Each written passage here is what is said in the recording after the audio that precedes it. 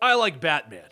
I mean, really, I have a Batman tattoo right here. There's one over here. It's technically Red Hood, but come on, it looks like Batman. And there's one underneath my bicep sleeve over here. Also, I like the Joker. And I'm kind of a fan of the Riddler. So what would happen if all three of them went to war?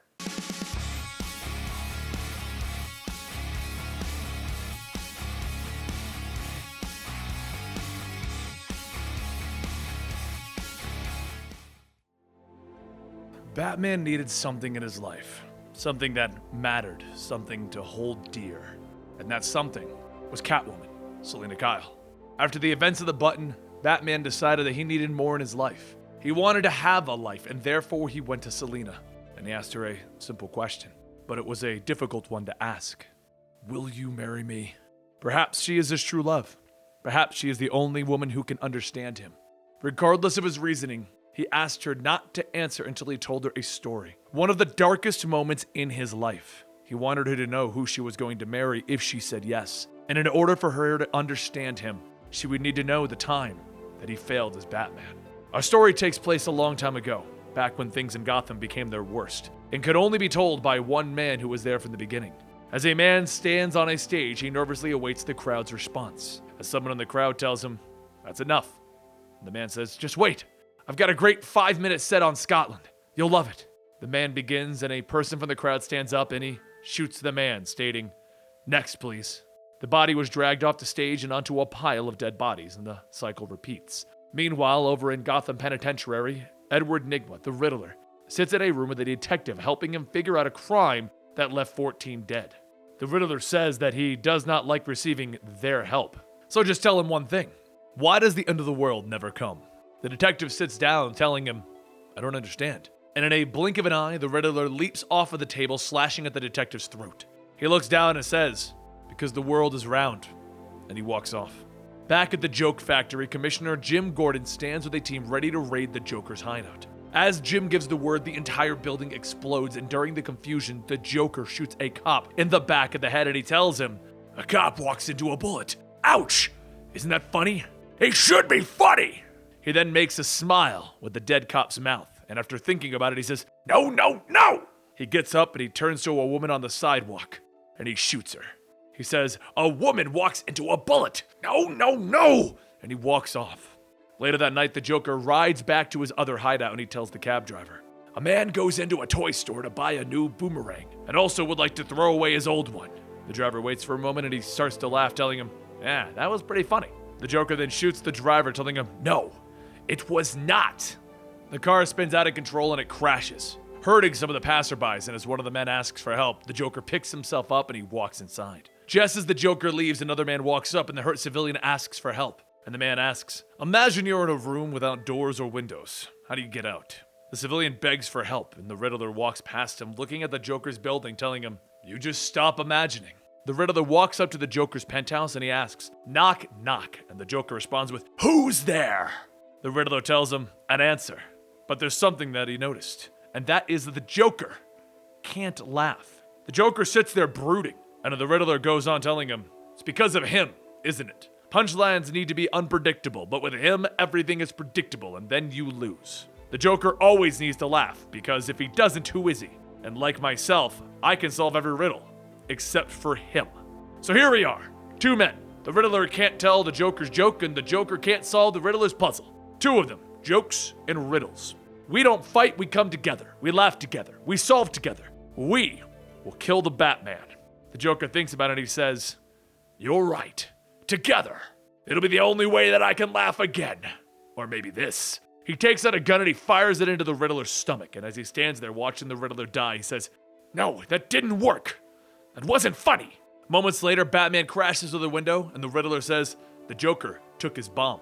As Batman examines the gun wound, he knows that he won't survive, and that is why he left the Riddler. He hurries along to chase after the Joker, and once the room is empty, the Riddler picks himself back up. He holds his hand over the hole in his stomach and he says, "The smallest man alive will always overlook one thing, his own nose." After the next several months, what happened next was known as the War of Jokes and Riddles. Bruce then leans up in his bed and he tells Selina, "People think that they understand me. Even you. But before any of this, you must know. You must know what I did during the War of Jokes and Riddles. Once the Riddler left the Joker's penthouse, he carried himself to an underground doctor. The doctor says that he has to understand what he is working with here, and the Riddler shouts for a mirror. He gets up, killing the doctor, and the Riddler stares at the hole in his stomach, and then he takes a scalpel and he carves a question mark, while having the hole be the point on it. The next day, the Joker looks in the mirror at himself, trying to smile, trying to laugh. But all he hears is the news. The news reports that the Riddler, who normally leaves clues to his next crime, only left question marks painted in blood. The Joker listens, growing more and more agitated. He can't laugh, and the Riddler still lives. Over at Carmine Falcone's home, he receives a call from the Joker telling him, "You need to kill the Riddler." Carmine shouts, asking, "Who is this? And how did you get this number?" But the Joker doesn't answer and instead tells him, "You have 1 hour!" And then he hangs up. Carmine stares at the phone and then he shouts to his men to hurry and go find him. Find the damned Riddler and kill him. A short while later at the park, the Riddler walks with Poison Ivy, asking if April showers bring May flowers. Then what do May flowers bring? As Carmine's men sneak up, Ivy uses the vines from the wildlife to strangle and kill them, and calmly responds that it can bring daffodils, zinnia, and peonies. The Riddler tells her, no. May flowers brings pilgrims. Ivy gives a light chuckle and says, "That's very good." And the Riddler tells her, yes it is. An hour later, the Joker sits in Carmine's office, knowing the Riddler wasn't killed. He displays a row of teeth on the desk, and he says, "These belong to your mother." And Carmine asks, "What did you just say?" The Joker pulls out a gun, telling him, "It's your mother's teeth. I took them from her mouth and made her smile." And then 5 shots go off. He then walks over to Carmine, who is still bleeding, and he tells Penguin that he will not be his assistant. All of Carmine's resources are now his resources. Now go kill the Riddler. And so, the two amass their armies. Gotham's most fearsome and sinister villains, all picking a side in the upcoming war. But something else is going on during this. Something that'd be an amazing problem to solve. The ballad of the Kite Man. As Charles Brown sits in the bar, he makes a paper airplane stating that he used to study wind in school. It's about balance. He then feels the hand of Batman grab him, and before he knows it, he's hanging upside down off of a building. Batman tells him, "There's a way to contact the Joker. Find it." Later that night, Charles seeks out Deadshot Floyd Lawton, telling him that he once worked on the Joker-mobile. Well, actually, there are 4 of them. The Joker had killed the others and let him live. Perhaps he could help him later in life. Maybe he can help him again. Deadshot tells Charles to hold his cigarette up, and then he fires a shot, barely missing the cigarette and Charles' head. He says that he knew the calibration was slipping, right? Afterwards, Batman meets back with Charles, telling him that the number he gave him went to an atomized ISP. So he's going to call him directly and set up a meeting. And then Charles calls and sets up the meeting. The next day, Charles goes out with his son Charlie to fly a kite, and he asks, "How do you like it?" Charlie tells him, "Hell yeah!" And Charles tells him, "You shouldn't say that word. If you say it enough, you might end up going to that place." But then Charles says he knows the party is on Saturday, but he has a meeting coming up, and he knows that he can come if he wants, right? Charlie flies the kite, telling him, "Oh." Later that night, Charles leaves at dinner, and behind him is Clayface, who absorbs him and continues to walk. A short while later, Riddler says that he wants to confirm a few things. "Your son's name is Charlie Brown, right? Lives with his mother at Clara V. Terrace, apartment 37G? Charles says, "Yeah." And the Riddler says, Good. Now, tell me about your meeting with the Joker." Later back at the bar, Charles grabs a drink, and just as Batman walks in the door, all of the Joker's men jump out to stop him. The Joker himself drags Charles away, telling him, "Good grief." Once the Joker gets him and Charles sit on a couch, and Charles says that Batman made him set it up, and then the Riddler found out how, and now everyone was there. The Joker sits there and grunts, telling him, "That is almost funny." Later, as Charles goes to meet with Batman, Batman tells him that Charlie is safe. He has a cold, but he's fine. "Now where did the Joker take you?"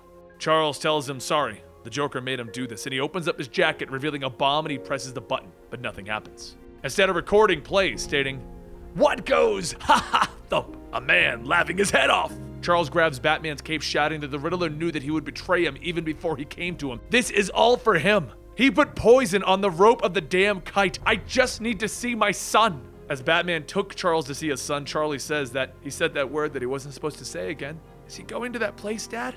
And Charles cries, telling him, "No, it's okay. You're not going to that place." As Charlie closes his eyes, he doesn't open them back up.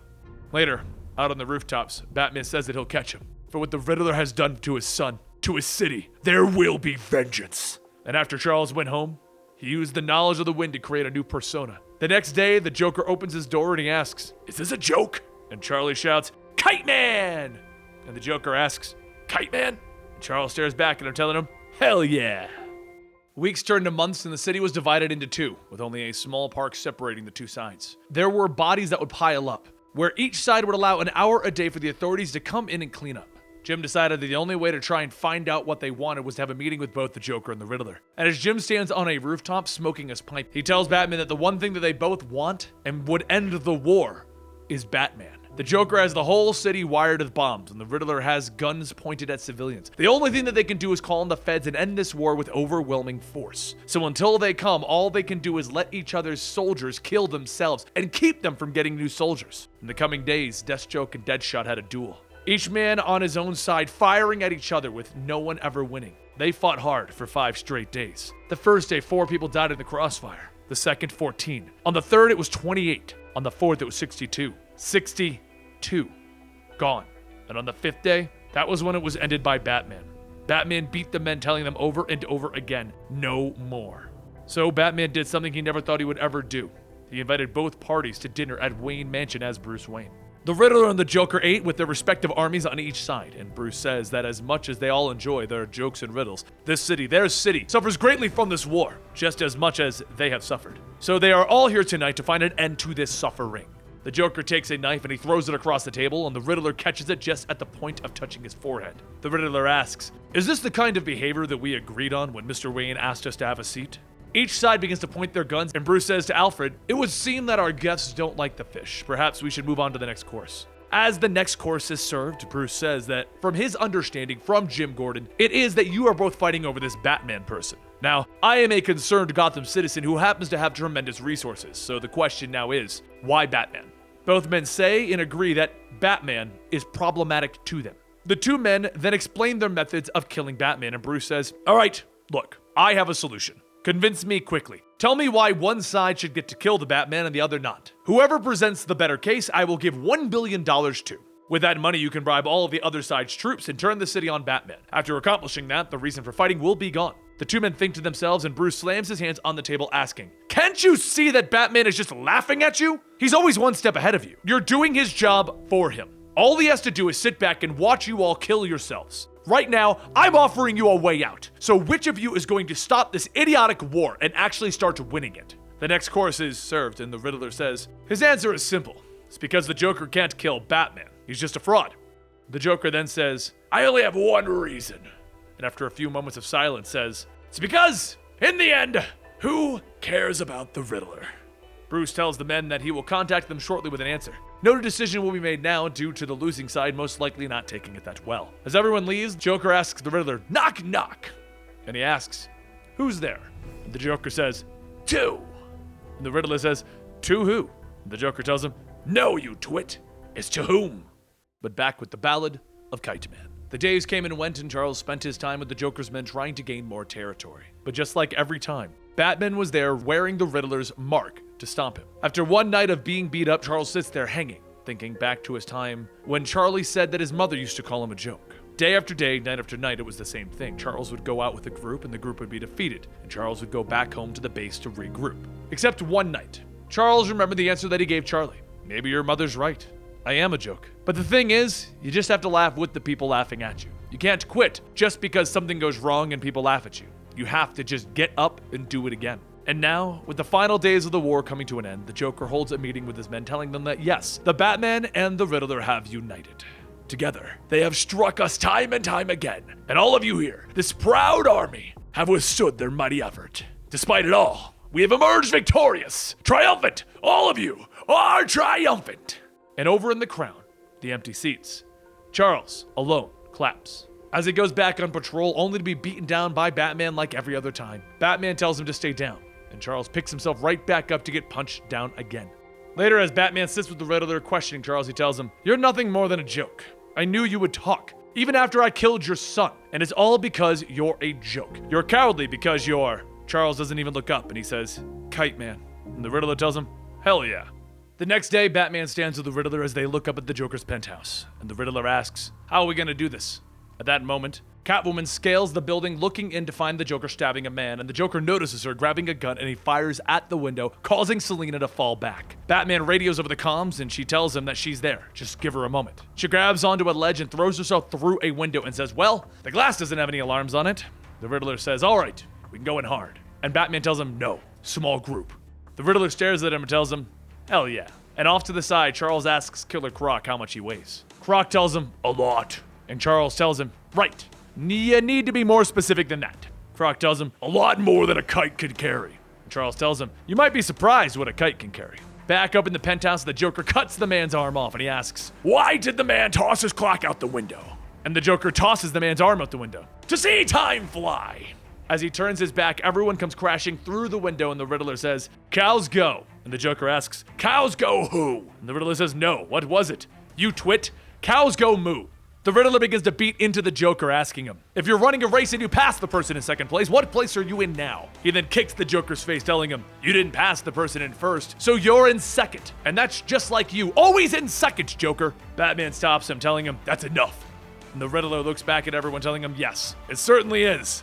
Now it's time to finish this. Everyone turns to Batman, and Batman looks back to Charles, telling him, now. Charles hits a switch, and every person still wearing a kite is sucked back out the window. The Riddler then asks, what did you just do? And Charles tells him, since my boy was taken, I just took the war.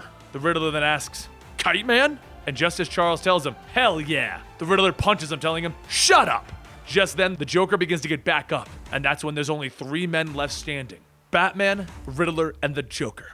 Both the Riddler and the Joker look at Batman and they begin to charge at him. He trips over the Joker while deflecting the Riddler's punch, and as the two villains begin to work together, they begin to overwhelm Batman. A few swings hit each other, and after Batman knocks out the Joker, he pins the Riddler to the ground, who begins to shout, mercy, mercy! Batman stops, and the Riddler says, yes, I lose, you win, but the Joker, is he laughing? Batman asks, what? And the Riddler shouts to the Joker, you should be laughing! Batman gets up and he asks, what do you think? The Riddler scrambles, getting up, telling him, no! I stand here humiliated, beaten in front of you. Do you know how much work it took to create a foil named Kite Man, kill his kid, convince Batman to leave him for last? Then me, defeated by Kite Man, and begging for mercy from Batman. That's funny. You should be laughing, Joker. And Batman tells him, that's enough. The Riddler turns back shouting, this isn't about you, you idiot. This isn't your story. I could have killed you easily. I only keep you alive because it's fun. But him, the man that laughs at everything, now can't laugh at anything. He then stops and asks, what? Don't you get it? Do I have to explain it? Are you that stupid? But while Riddler goes on, Batman picks up a knife from the table and the Riddler says, no. And Batman tells him, hell yeah. And he stabs at the Riddler, going for a killing blow. The Riddler pulls his head back, and what stopped the blade was the Joker's hand. He looks at the two of them and he tells them, now, that's funny! Back in the current times, Bruce asks Selina, what makes him different from them? He has limits, right? He can stop, they can't. He's good and they're bad. But no, what separates them is a hand on a knife. And now, she knows who he is, and that he isn't noble. He sits back on the bed and he tells Selina, I love you, and I can accept that you might not love me back. Selina gets up asking, what's the difference between a joke and a riddle? The answer could be clever or funny, political or deep. However, the correct answer is, who cares? They are their products of their own lives, and that's fine. So honestly, who cares? Say it again. And this time, poor boy, don't demand. Just ask. Bruce looks up and he asks her, will you marry me? And Selina tells him, yes. And there you have it, the war of the jokes and riddles. We finally get to see one of Batman's darkest moments, as he puts it himself. Now, honestly, for me, I didn't find it to be that dark of a moment for Batman. I mean, he almost killed the Riddler and was stopped by the Joker. He was telling this to Catwoman, and Catwoman was kind of like, yeah, whatever, I'll marry you. I mean, like, seriously, that's basically what he was telling a criminal that he almost crossed the line and became a murderer. So, I mean, I get the point that he could be just as downright dirty and evil as Joker and Riddler, but it's Catwoman. Did he really think that she would care? Let me know in the comments down below what you think about the Batman-Catwoman situation. Also, keep in mind, this is supposed to be going for about 100 issues, so let me know what you think about the entire proposal situation. You can click right over here for more Batman videos, something recommended by YouTube right over here, and if you click on that little subscription button down there, you'd be doing me a huge favor.